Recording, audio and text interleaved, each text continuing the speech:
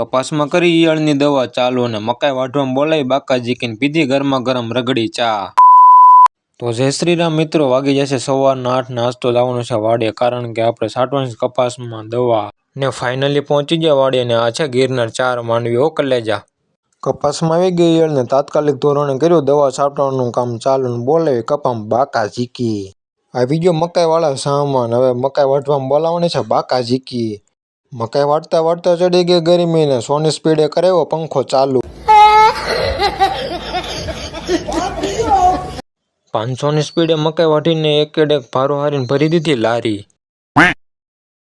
વાગી ગયા સવારના 9:30 ને દેશી ચોલા ઉપર મૂકી દીધો ચા ને રકાબી ભરીને પીધી ગરમા ગરમ રગડી ચા।